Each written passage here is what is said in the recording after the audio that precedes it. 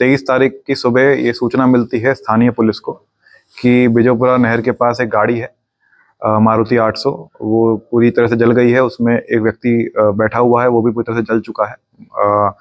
वहाँ पर तुरंत हमारी पुलिस टीम पहुँचती है, फॉरेंसिक टीम पहुँचती है। गाड़ी में से डेड बॉडी को निकाला जाता है। उसके बाद इस गाड़ी का जो प्लेट पे नंबर था उससे गाड़ी ट्रेस की जाती है, तो पता चलता है गाड़ी ओरिजिनली कोई कानपुर का ओनर है जिसके पास ये गाड़ी जिसके नाम पे रजिस्टर्ड है। उस गाड़ी को जब हम ट्रेस करते हैं तो पता चलता है गाड़ी 8 बार बिक चुकी है आगे। और अभी रिसेंट में 2-2.5 महीने पहले डॉक्टर मुबारक नाम के व्यक्ति ने ये गाड़ी को खरीदा था। इसके बाद ये जब पूरी तफ्तीश चली रही होती है तभी एक सोनू नामक व्यक्ति है, उसके परिजन आते हैं। वो थाने पे सूचना देते हैं कि ये जो सोनू है, जो मूल रूप से यमुनानगर का रहने वाला था और अभी हबीबगढ़ में रह रहा था, उन्हें शक है जो अभी गाड़ी जली थी बिजोपुरा नहर के पास, उसमें जो डेड बॉडी है वो उसकी हो सकती है।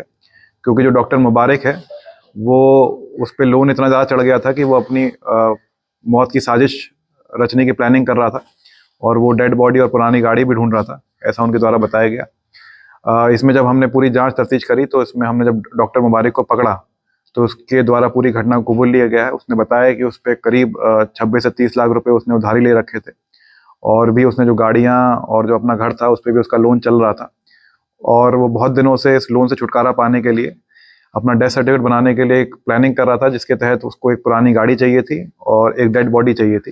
डेड बॉडी के लिए उसने काफ़ी जगहों पर संपर्क भी किया था कि कोई लावारिस लाश मिलती है तो उसको प्लानिंग के तहत उसको अपनी ही आइडेंटिटी दिखा के, उसको मरा हुआ दिखा के अपना डेथ सर्टिफिकेट बनवा लेगा, जिससे उसके सारे लोन और इंश्योरेंस क्लेम भी उसको मिल जाएगा।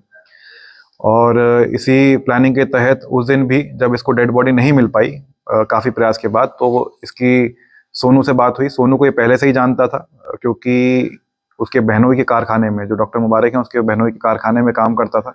कभी कभार ये उससे पैसे मांगकर शराब भी पीता था सोनू। तो उस दिन ये 22 तारीख की शाम को एक ढाबे पर पहुंचता है जहाँ सोनू उसको मिलता है। दोनों साथ में खाना खाते हैं ढाबे पर। उसके बाद फिर इसके दिमाग में उसको शराब पिलाने की स्कीम आती है, वो उसको ठेके पे लेके जाता है, शराब पिलाता है।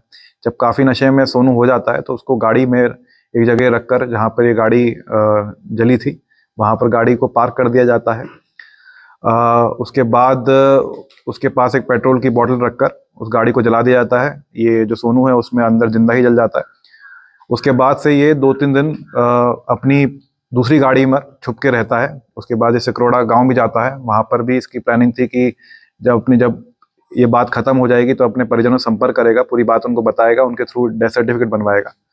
लेकिन ये वापस जब घटनास्थल कल आता है देखने, पुलिस के द्वारा गिरफ्तार इसको कर लिया गया था। पुलिस के गिरफ्तार करते ही इसने पूरी घटना भी कबूल ली है। जो सोनू का लॉकेट था जो उसके गले से मिला था वो भी इसके द्वारा बरामद कर लिया गया है।